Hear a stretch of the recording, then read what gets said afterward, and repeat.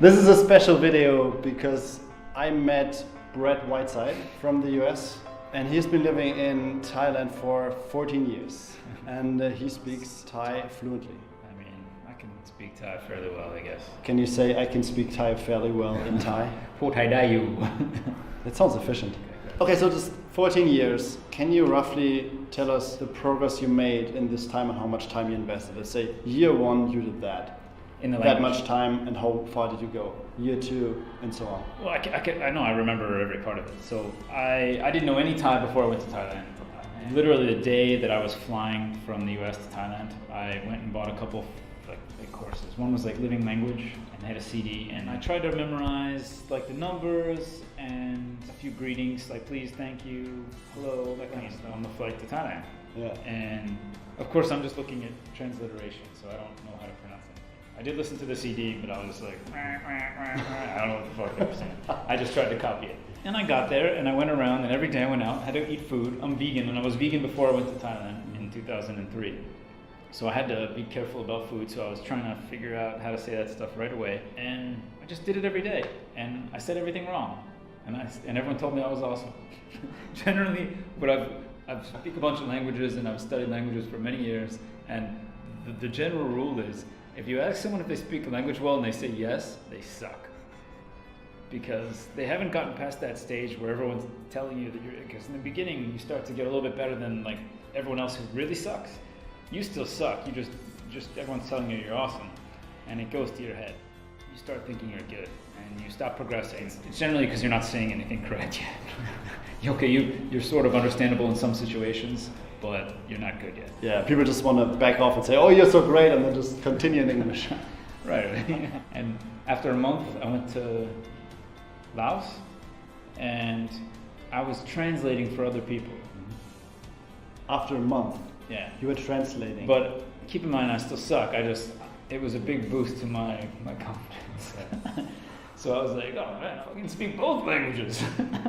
Because I didn't know that Lao was so close to Thai. I mean, it's quite different, but you can kind of fake it for a few minutes. And that just sort of skyrocketed my own. And when did you reach the point? Because I assume Vietnamese is pretty much the same as Thai from the difficulty level. I listen to it and I'm like, I almost know this language.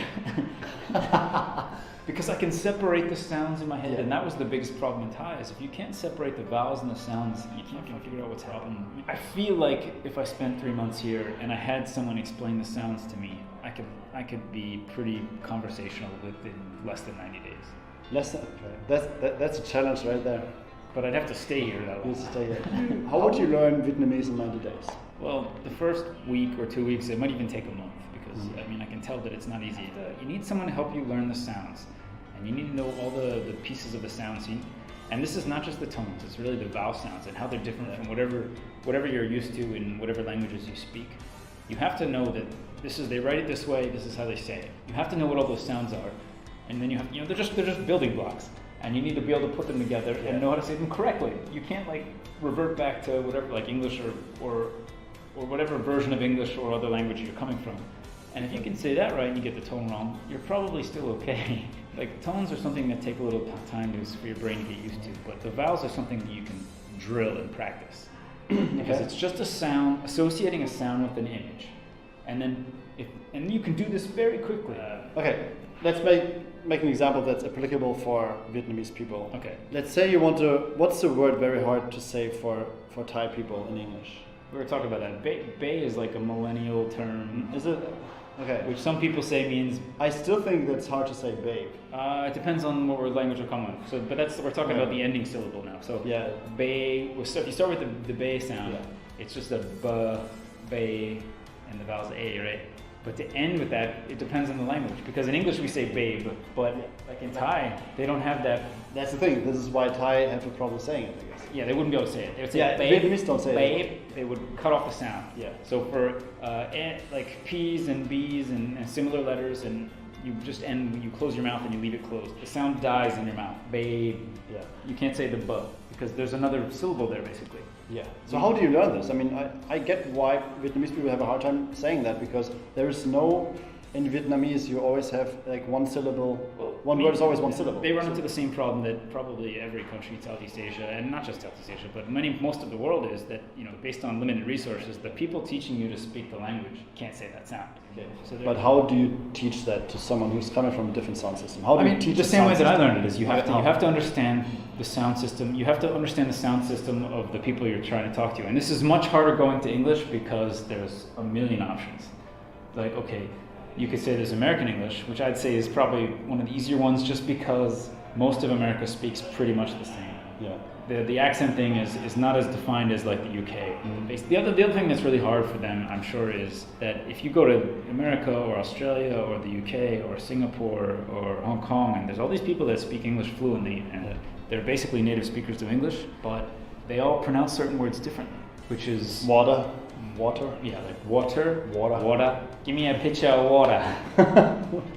Good, so, but still, what do we do for, in this case, Vietnamese people? How can they learn a different sound system? How can they bring their language to the English sound system that they learned to the English that's spoken? Right. How would you do it if you're a Vietnamese person here, having gone through 5 years of English education? I think you'd have to spend a lot of time with music and movies and TV shows, and that's assuming you can't find a native speaker of English who speaks Vietnamese to explain the sounds. Like, what I do is I go on YouTube, I play music, and I watch tutorials in like Russian or Vietnamese of how to play a song in Vietnamese or something. And even though I don't understand, I slow it down and I just listen to how they explain these things. And I look at their mouth and I try to copy it. Then you try to copy it. You say, you repeat a word sometimes, right? Right. I do it all the time. And you kind of know the sound, but you're not perfect. But you have to just keep doing it. It's not easy. You have to build up the muscles in your face to do the new sound, because it's kind of like if you use chopsticks in one hand and you want to switch to the other hand. The first time you do it, it will be very weird. But if you did it every day for a few weeks, it wouldn't be so weird anymore. And if you did it for a year, it would be easy. Makes sense. So for sounds, you can learn them in a week or two, but you have to keep doing it. You have to do it a few minutes a day, multiple times. Spend like 5 minutes, 2 times per day, and practice the sounds. Like write down the sounds that you're having trouble with, and ask people, "Am I saying this right?" Yeah. And they might not be. Maybe they can't tell you why, but if they say no, then you have to get better. On YouTube, you can slow down the video to 50%, 75%, 25%. Right. Do it. If you're going to spend 5 minutes doing something, do it slowly. Yeah. And it doesn't make the audio bad. It's still fine. Just slow it down and do it 10 times, and do that every day for a week or two, and you'll be way better than you are now. So you heard it. Go ahead. Watch some YouTube. Switch on the subtitles. Slow it down to 50%. Well, do this every day. That's the number one language hack for Vietnamese people learning English. Well, what do you think? Write in the comments, write in English, write in Vietnamese. I'm gonna try to answer you. Of course, if you like this video, subscribe, and see you in the next videos. And thanks, Brad.